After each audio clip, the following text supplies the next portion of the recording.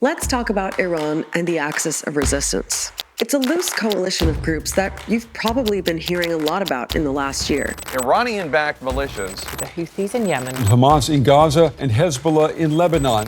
For a long time, the Axis of Resistance has enabled Iran to spread its influence in the Middle East and avoid a direct fight, particularly with the U.S. or Israel.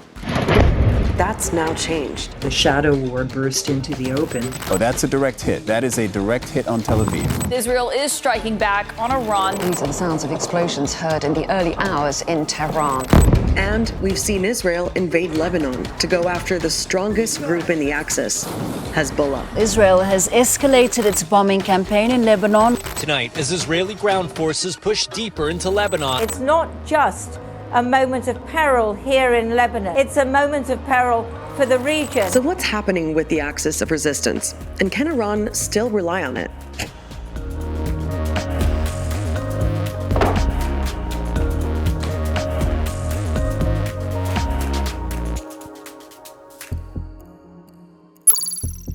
One way to get your head around the Axis of Resistance is to think about what it's not.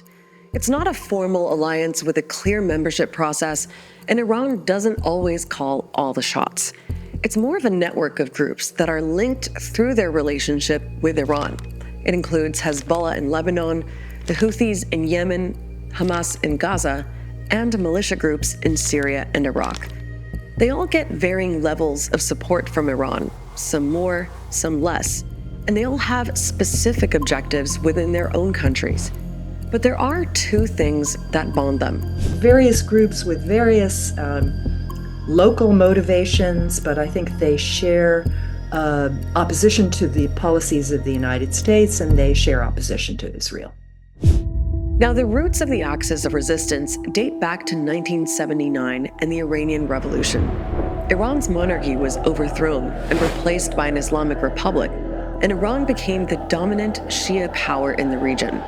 It became important for the new leaders in Iran to secure the revolution and to secure the state. So there was this idea that the Iran's border, its territory, had to be protected. And the best way to protect that was to project power beyond Iran's borders in the region, and to do that through building these relationships. They started in Lebanon after Israel invaded in 1982. Israeli tanks roll into southern Lebanon. As the conflict intensified, Iran sent members of its new military force, the Islamic Revolutionary Guard Corps, or IRGC, to Lebanon to train and support some Shia groups there. Those Shia groups were already aligned with Iran's revolutionary ideology and shared the objective of pushing Israel out of Lebanon. In 1985, they became known as Hezbollah. In the decades that followed, Hezbollah became more and more powerful. It became a political party with seats in Lebanon's parliament, and it built up forces that are stronger than the Lebanese army.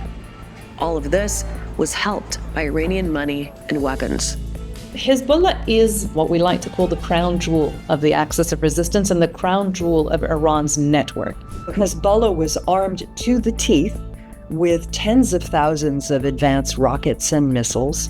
And the idea was that if Iran were to be attacked, Hezbollah would unleash this barrage on Israeli cities and towns, and that this would somehow deter Israel from attacking Iran. So from Iran's point of view, Hezbollah has always had this special role in its defense strategy to act as a deterrent against Israel.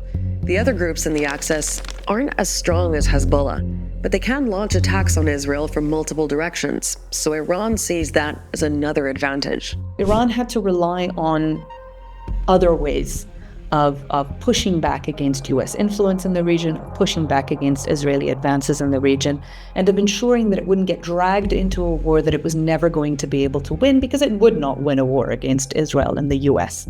And so it relied on the Axis to do that pushing back. So one way to think about it is that all the groups in the Axis are connected by what they see as an overarching common enemy, Israel, together with its main backer, the US.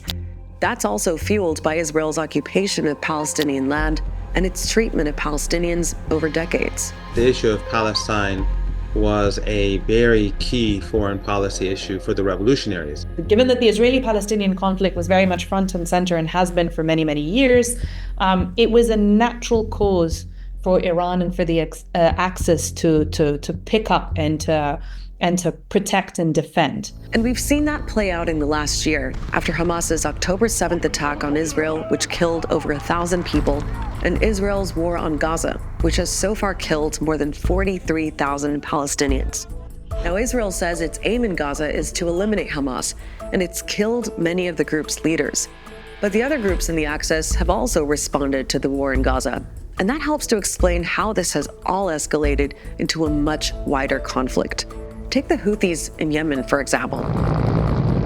Pretty early on, they started attacking ships in the Red Sea, disrupting a major trade route. They said they wouldn't stop until the war in Gaza ends. The Houthis have also launched missiles into Israel. And Israel has retaliated with strikes in Yemen. So have the US and UK, saying they're trying to protect shipping in the Red Sea. We've seen Iran-backed militias in Iraq and Syria get involved too. They've attacked US forces in both those countries and fired missiles into Israel. But Hezbollah's role has been the most significant. Right at the start of the Gaza war, it fired rockets into Israel and Israel fired back. For months, they continued to attack each other across their shared border. But it was on a relatively limited scale, and many analysts thought both sides were trying to avoid a bigger war. That all changed in September. Israel detonated hundreds of pagers and walkie-talkies used by Hezbollah members. Dozens of people were killed in the explosions, including children. More than 3,000 were injured. Israel followed that with a huge bombing campaign across Lebanon and a ground invasion. Israel has begun its ground offensive into the south. It says its aim is to degrade Hezbollah and push the group back from the border so Israeli citizens can return to their homes in the north. An attack on a residential building in the southern Lebanese town of Haret Saida. But Israel's hit densely populated areas, and the death toll now stands at more than 3,000. About 1 million people have been displaced. So Lebanese civilians have been bearing a huge cost, while Hezbollah itself has also been hit hard. Israel killed its leader Hassan Nasrallah and many senior commanders, including the man many thought would replace Nasrallah. At the same time, Hezbollah has also kept up rocket and drone attacks on Israel, killing soldiers and civilians. So given everything that's happened, the question is, how big a hit has Hezbollah actually taken? And what could this mean for Iran and the axis of resistance more broadly? Well, that's up for debate. On the one hand, there's the impact on Hezbollah operationally. With the weakening of Hezbollah in terms of command control structure, their communication infrastructure, the decimation, almost decimation of their senior military leadership, this axis now is facing its most absolute existential crisis. But others say Hezbollah still has the capacity to bounce back and to threaten Israel. Hezbollah is a very sophisticated organization. It has many well-educated and competent people inside it, both in the military wing and in the political wing. And it will continue the resistance.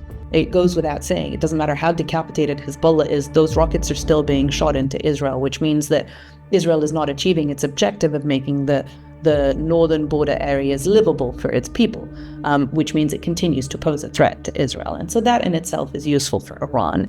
But in the last year, we've not just seen an escalation in the fight between Israel and the groups in the axis of resistance. We've now seen direct attacks by Israel and Iran on each other.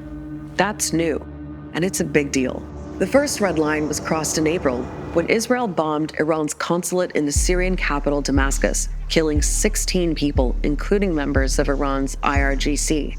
It seems to be a major provocation. Targeting a diplomatic facility is akin to targeting another country on its own soil. In response, Iran fired around 300 drones and missiles into Israeli territory, its first direct attack on Israel.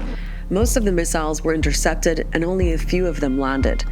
Another big moment was the assassination of Hamas's political leader Ismail Haniyeh in Iran back in July, which Israel is thought to have been behind.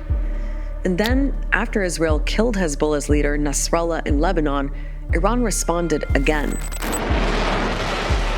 Iran had vowed retaliation for Israeli strikes that killed the top leadership of its ally Hezbollah in Lebanon.